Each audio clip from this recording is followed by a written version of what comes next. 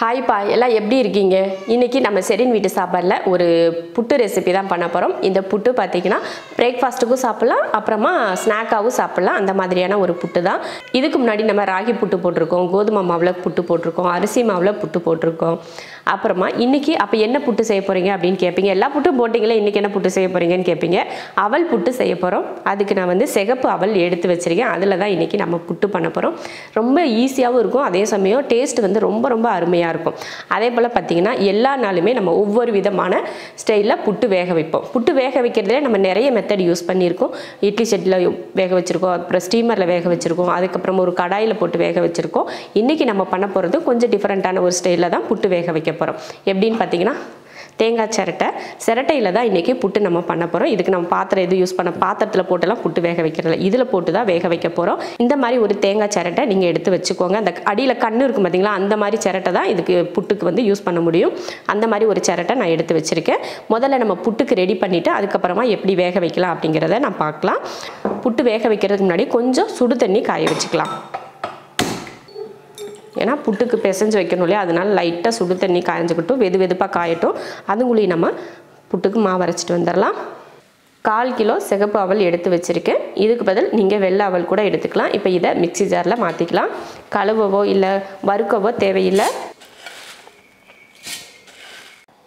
அரைச்சி எடுத்துக்கலாம். இது வந்து நம்ம வந்து ரொம்ப மாவாவோ இல்லை தண்ணி ஊற்றியோ அரைக்கக்கூடாது. தண்ணி ஊற்றாமல் பவுட்ரு பண்ணி எடுத்துக்கணும். கொஞ்சம் குறப்பாக இருக்கிற மாதிரி, அதாவது குருணையாக இருக்கும் பார்த்தீங்களா, அந்த மாதிரி இருக்கிற மாதிரி பவுட்ரு பண்ணி எடுத்துக்கலாம். நம்ம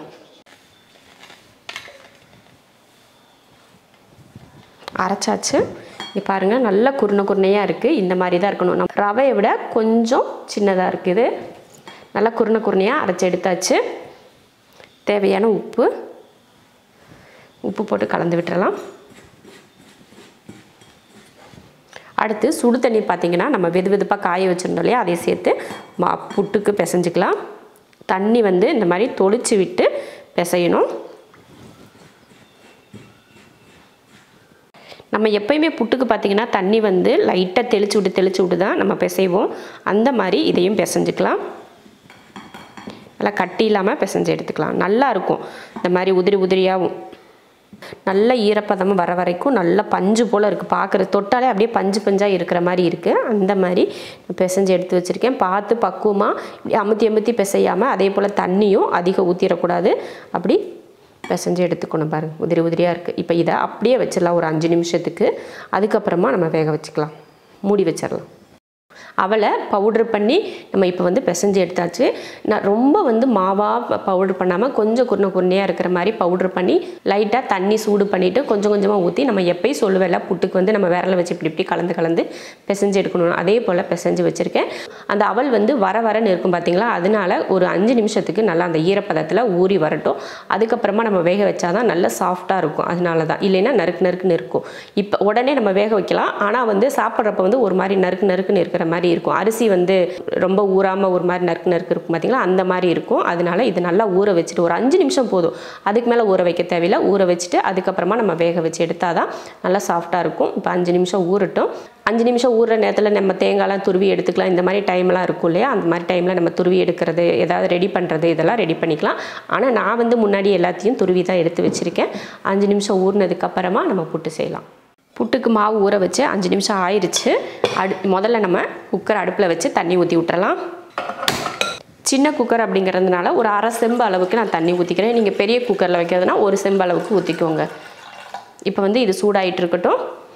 நம்ம மாவு போட்டுக்கலாம். இந்த மாதிரி தேங்காய் தொட்டி எடுத்திருக்கேன்.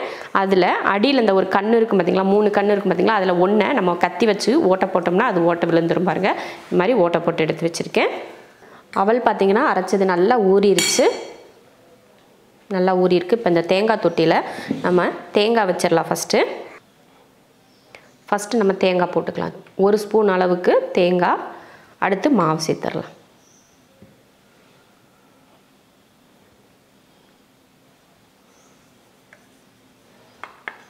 இந்த மாதிரி சமப்படுத்திட்டு அதுக்கப்புறமும் கொஞ்சம் தேங்காய், அதுக்கப்புறமா மாவு, இந்த மாதிரி நீங்கள் கொஞ்சமாக மாற்றி வச்சுக்கோங்க.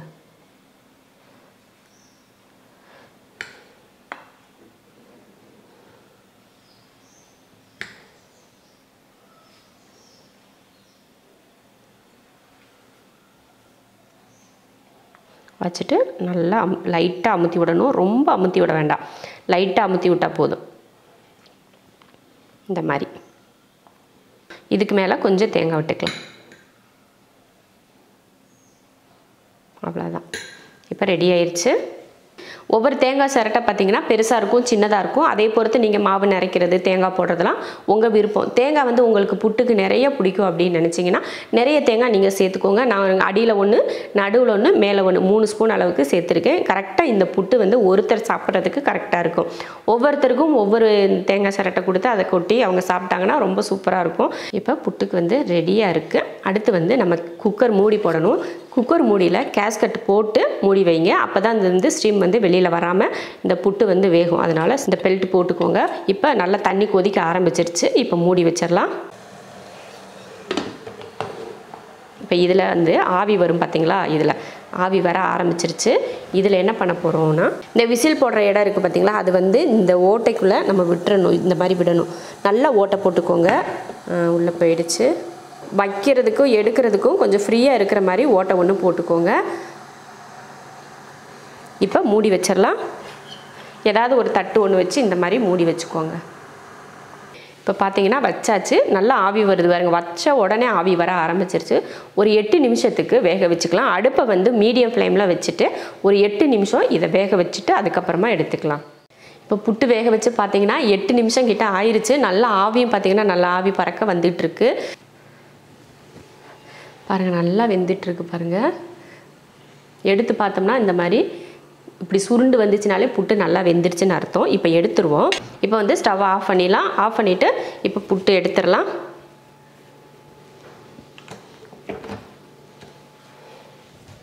எடுக்கிறப்போ பார்த்தீங்கன்னா தெரியும், கொஞ்சம் நமக்கு ஒரு இது மாதிரி இருக்கும் கஷ்டம். அந்த அடியில் ஓட்டை போடுறதுக்கு பார்த்தீங்களா, அந்த ஓட்டை போடுறது நம்ம கரெக்டாக இந்த ஸ்டீம் போடுற இடத்துக்கு தகுந்த மாதிரி நீங்கள் ஓட்டை போட்டு எடுத்துக்கோங்க.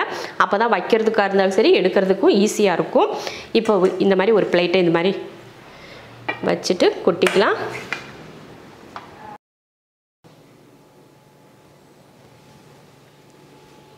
பாருங்கள், சூப்பரான ஒரு புட்டு ரெடி ஆயிடுச்சு. இது வந்து நம்ம தேங்காய் சிரட்டை வந்து ரொம்ப குட்டியான சிரட்டை, அதனால தான் நமக்கு வந்து இது குட்டியாக இருக்குது. இதே பெரிய சிரட்டை வச்சுருந்தோம்னா நல்ல பெரிய புட்டு வந்திருக்கும். இது கூட நம்ம நாட்டு சக்கரை இல்லை வெள்ளை சக்கரை இந்த மாதிரி எது வேணாலும் நம்ம சேர்த்துட்டு அப்படியே எடுத்து சாப்பிட்றதுக்கு சூப்பராக இருக்கும். நான் வந்து இதில் சக்கரை சேர்த்துக்கிறேன். சக்கரை சேர்த்துட்டு இப்படியே ஒவ்வொருத்தருக்கும் ஒவ்வொன்றா வேக வச்சு எடுத்து கொடுத்துட்டிங்கன்னா சூப்பராக சாப்பிட்ருவாங்க. இந்த மாதிரி கலந்து அப்படியே கொஞ்சம் கொஞ்சமாக சாப்பிடலாம். இது கூட குழம்பு வச்சு சாப்பிடலாம், இல்லைன்னா வாழைப்பழம் வச்சு சாப்பிட்லாம். நம்ம விருப்பம், எப்படி புட்டு சாப்பிடணும்னு நீங்கள் விரும்புகிறீங்களோ அந்த மாதிரி. இதே போல் மீதி இருக்கிற எல்லாத்தையுமே நம்ம வேக வச்சு எடுத்துக்கலாம். உங்களுக்கு வீட்டில் எல்லாருக்குமே இந்த மாதிரி தேங்காய் தொட்டியில் வேக வச்சு கொடுத்தீங்கன்னா எல்லோரும் விரும்பி சாப்பிடுவாங்க. உங்கள் விருப்பம். நான் வந்து ஒரு மெத்தடு தான் உங்களுக்கு சொல்லி கொடுத்துருக்கேன். இந்த மாதிரி தேங்காய் தொட்டிலையும் புட்டு வேக வைக்கலாம் அப்படின்னு சொல்லிட்டு ஒரு மெத்தட் தான். நம்ம நிறைய வகை புட்டு போட்டிருக்கோம். ஒவ்வொன்றும் ஒவ்வொரு விதமாக வேக வச்சுருப்போம்.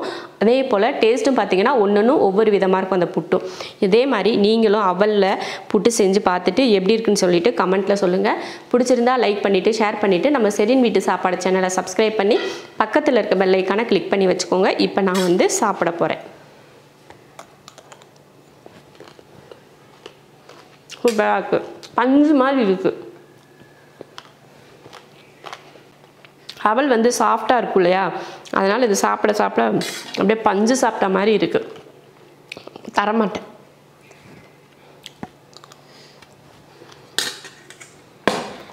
சூப்பராக இருக்கும்.